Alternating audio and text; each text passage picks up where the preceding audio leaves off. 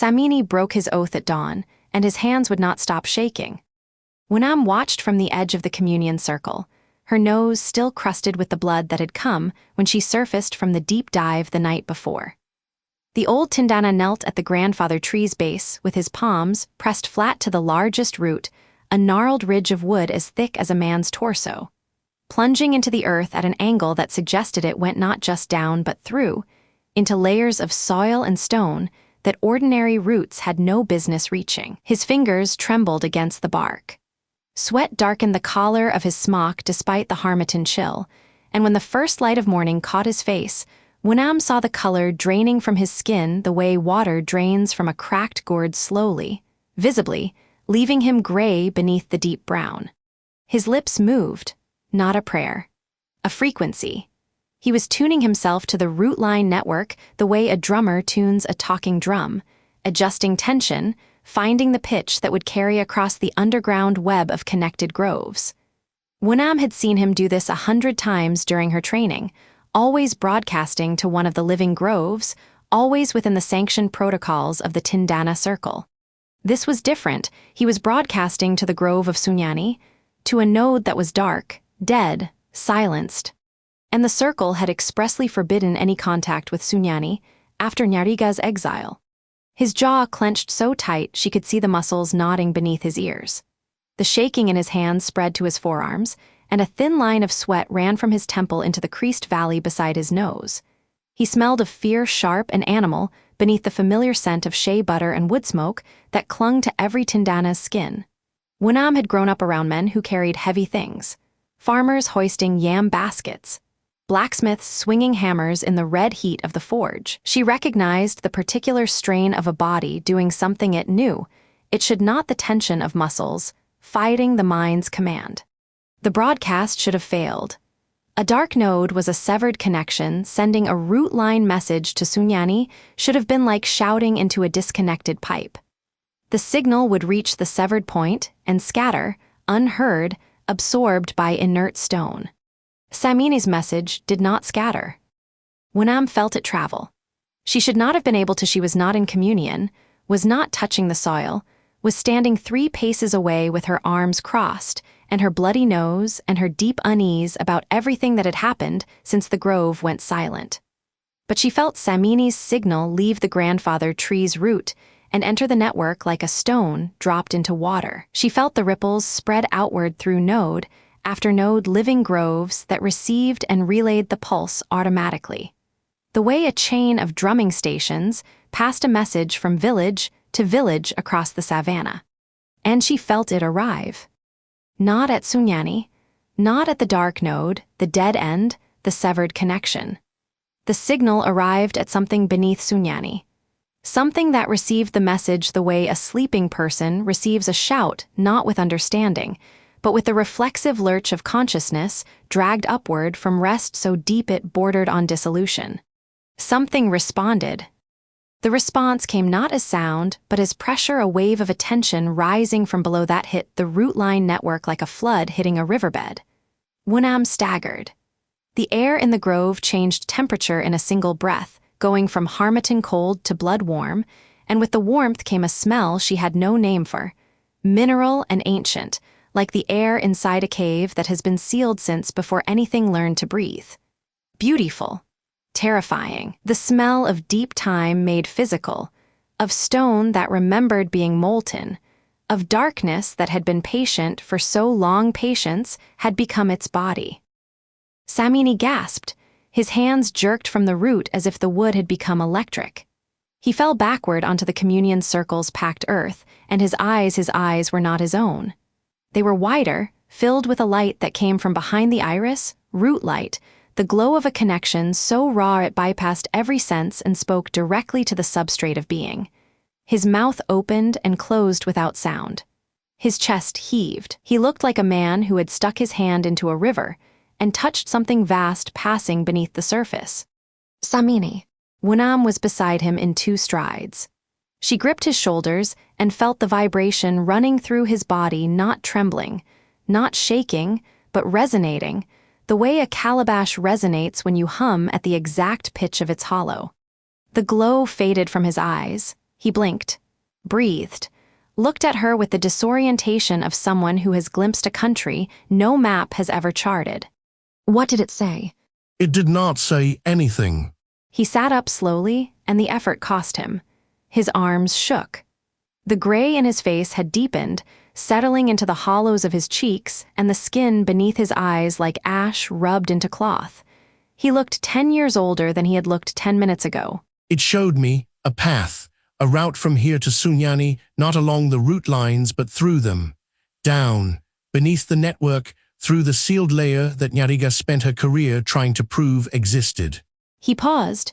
His voice cracked on the next word the way dry wood cracks in a fire. And an invitation, come see. Come see what?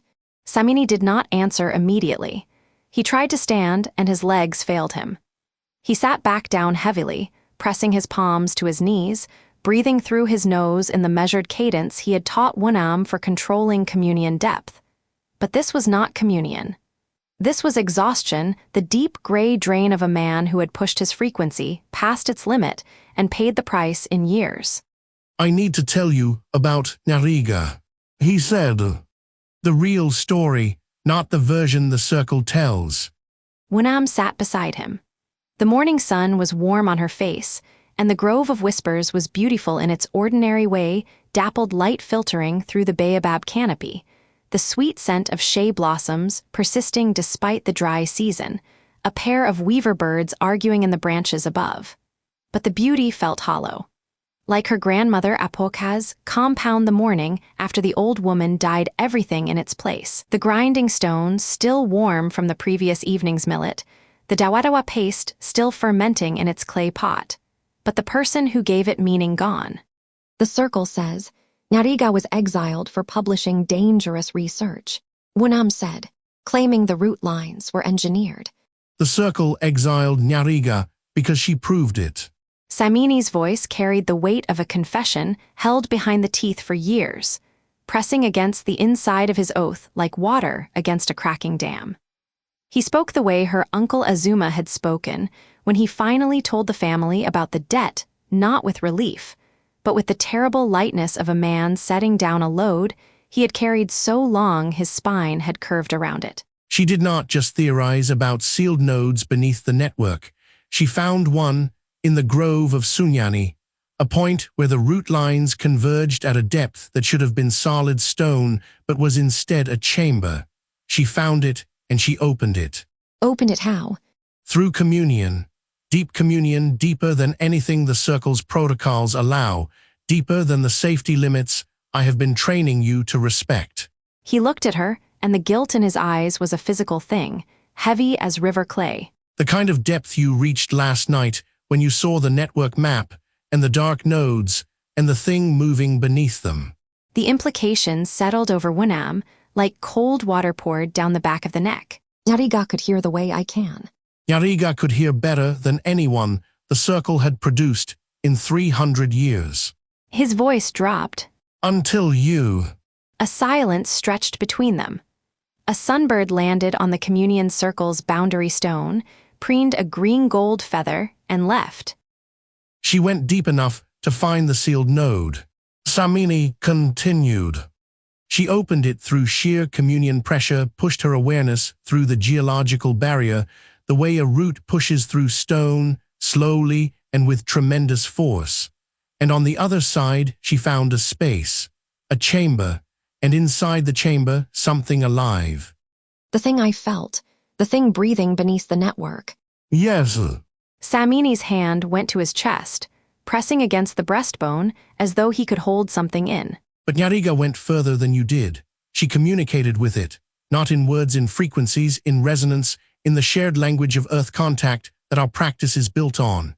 She learned things about the root line network, that it was indeed engineered, built by a civilization she could not identify, for a purpose she could not fully understand, that the sealed nodes were not barriers but doors, locked from the outside, that the beings below them were not prisoners but guardians, sealed away voluntarily to maintain the system from its foundations. Voluntarily. That is what Nyariga reported to the Elder Council. His fingers dug into his knees. That the beings, the Zagele she called them, The words she found for them in the oldest communion records had sealed themselves away to keep the network alive, that they had been doing this for longer than the Tindana tradition had existed, and that the network was beginning to fail, not from any natural cause, but because something on the surface was poisoning the system, corrupting the power flows the network was designed to distribute. WuDon's breath caught. The enskinment corruption. Sunyani nodded slowly. Nyariga could feel the corruption entering the network from the surface, flowing down through the root lines like poison through a water table. The Zagale were absorbing it, filtering it, trying to keep the system functional. But the corruption was accelerating, and they were waking not because they chose to, but because maintaining the system required more consciousness than sleeping could provide. The grove was silent around them. Not the terrible silence of the night before, when the whispers had been swallowed. A gentler quiet, the absence of speech between two people who both understood the weight of what was being spoken.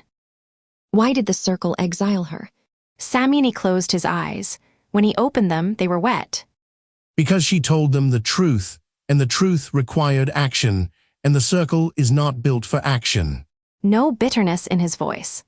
Only the tired clarity of a man who had watched an institution he loved choose comfort over courage. The circle's authority rests on the claim that the Tindana tradition is the original, the authentic, the unbroken line of earth communion stretching back to the beginning. If Nyariga's findings were true, if the root lines were built by something older than the Tindana, then the circle's foundational claim is a comfortable lie. We are not originators. We are inheritors, users of a system we did not build and do not fully understand. And the circle would rather exile the person who discovered this than face it. The circle exiled Nyariga, sealed the records of her research, forbade all contact with the grove of Sunyani, and passed a resolution declaring her findings fabricated. He stood. The movement was slow and effortful, the movement of a man who had aged in the span of a morning. I voted against the resolution. I was the only one. His voice broke on the last word. Not dramatically, a small fracture, like a hairline crack in a fired pot that you only notice when you hold it to the light. But WuDon heard it. She heard the years of silence compressed into that crack. The weight of sitting in council meetings and keeping his mouth shut. The guilt of training WuDon in the very depths that had gotten Nyariga cast out, knowing he was preparing her for something the circle would never sanction. You voted against it, WuDon said quietly. And then you said nothing, for 3 years. Yes, he did not flinch. I was afraid, and my fear may have cost us everything. The honesty sat between them like a stone in still water. WuDon did not reach for comfort or reassurance.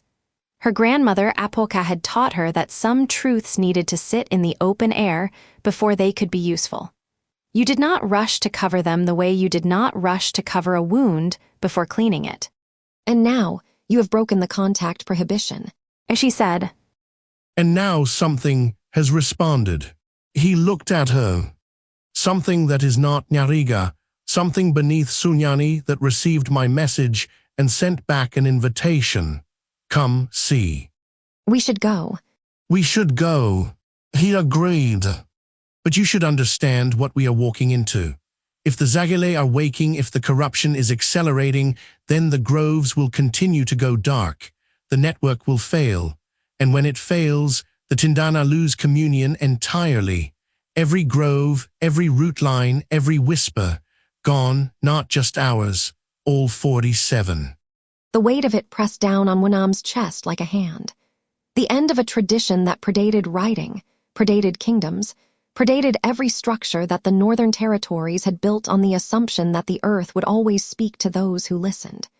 She thought of the women in her village who brought their troubles to the grove, the barren wives, the sick children, the widows asking the ancestors where their husbands had hidden the family savings. She thought of the farmers who read the soil's mood before planting, the herbalists who asked the root lines which plants carried medicine and which carried poison. An entire world of knowing, built on the earth's willingness to speak, about to go mute. Then we leave now. WuDon said, 3 days walk, what do we need? She did not wait for his answer. She was already moving toward the storage hut, her mind cataloging. TZ wrapped in plantain leaves enough for 6 days, because 3 days there meant 3 days back, and you never trusted a journey to keep its promises. Water gourds, 2 each, filled from the grove's spring. Her communion beads, the strand of river-smoothed stones that Samini had given her on the day she formally entered training. Each bead tuned to a different depth of communion, the way the holes of a flute are tuned to different notes. Dried fish, a handful of ground nuts, the shea butter she used on her lips and hands when the harmattan cracked them raw, her grandmother's grinding pestle, small enough to carry, heavy enough to serve as a weapon if the road demanded it. Samini gathered his own supplies with the economy of a man who had walked this country before the roads were paved. His petrified heartwood staff, old enough that its grain had turned to stone, given to him by his predecessor. A leather pouch of communion herbs, a rolled sleeping mat, nothing else. He packed the way he spoke, only what served a purpose. They met at the grove's edge. The sun had cleared the horizon, throwing long shadows through the silent baobabs. The air smelled of dry grass and cook-fire smoke from the nearest village, someone's morning porridge, someone's ordinary day beginning while theirs tilted toward the unknown. Then Samini stopped. He was looking at the grandfather tree. WuDon looked too, and the breath left her body. The tree was fruiting. Not the small, hard pods that baobabs produced in their season, unremarkable, common as dust, the kind her mother cracked open for the tart powder inside to stir into evening water. This was something else entirely. A single fruit hung from the lowest branch, round and luminous, its skin the color of raw amber. It had not been there when WuDon woke at dawn. It had not been there when Samini knelt to break his oath 10 minutes ago. It was there now, hanging in the morning light, with the quiet impossibility of something that had simply decided to exist. The air around it was different. Warmer.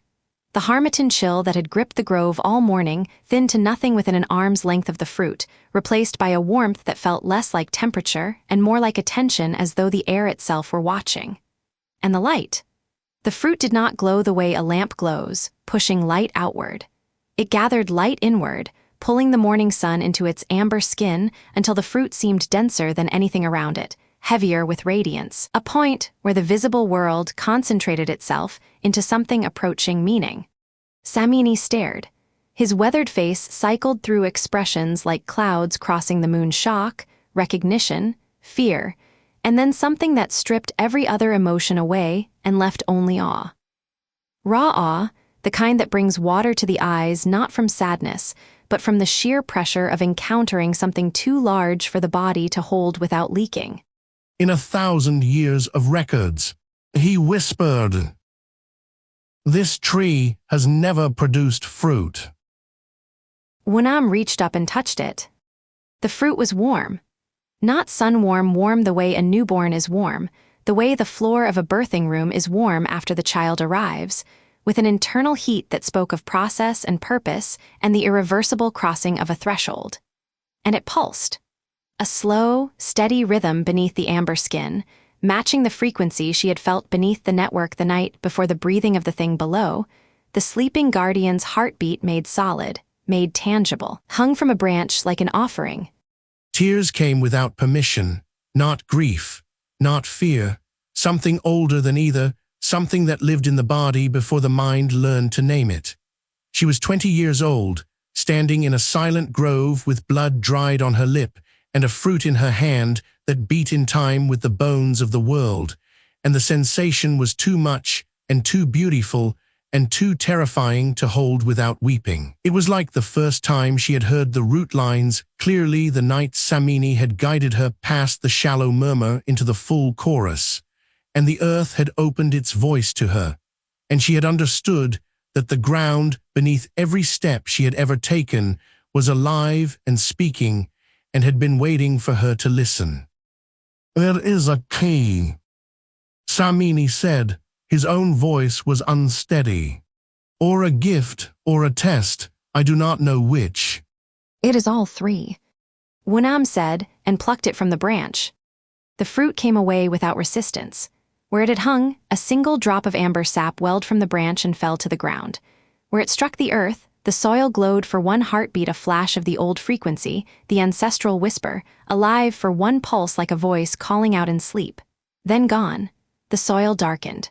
The glow faded, but the memory of it stayed in the air like the aftertaste of something sweet. WuDon held the fruit against her chest. It was heavy for its size, and warm, and alive with a rhythm her body recognized even as her mind struggled to follow. The grove was silent around them, but the fruit was not. It carried its own whisper, small, private, pressed against her breastbone like a secret told mouth to ear. She could not understand the words, but the tone was unmistakable. "Hurry,